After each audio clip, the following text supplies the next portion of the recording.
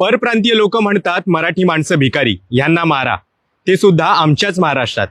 हे म्हणण्या अगोदर तुम्हाला लाज सुद्धा वाटली नाही? खरं म्हणायला गेलो तर तुमचं राज्य तुम्हालाच पोचण्यासाठी असमर्थ राहिलं, म्हणून तुम्ही तुमचं राज्य सोडून महाराष्ट्रात आलात.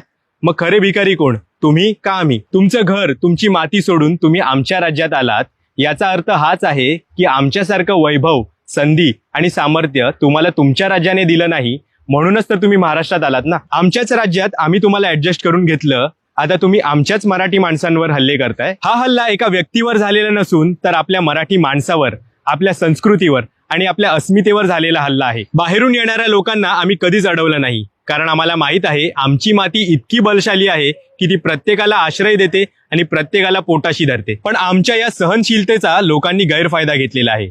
आम्ही तुम्हाला संधी दिली म्हणून आम्हाला कमी लेखण्याचा प्रयत्न कधीच करू नका. आम्ही सहन करतोय याचा अर्थ असा नाही की आम्ही दुर्बळ आहोत. आमच्या सहनशीलतेचा गैरफायदा घेऊ नका. मराठी माणूस उठला तर त्याचा आवाज संपूर्ण देशाला सुद्धा हादरवू शकतो, याचा इतिहास सुद्धा साक्षीदार आहे. हा हल्ला फक्त भावनिक होण्याचा प्रश्न नाही तर आपल्या अस्तित्वाचा प्रश्न आहे. आपली ओळख, आपला स्वाभिमान आणि आपल्या पिढ्यांच्या भविष्यावर झालेला हल्ला आहे. आता तरी जागे व्हा. जय हिंद, जय महाराष्ट्र.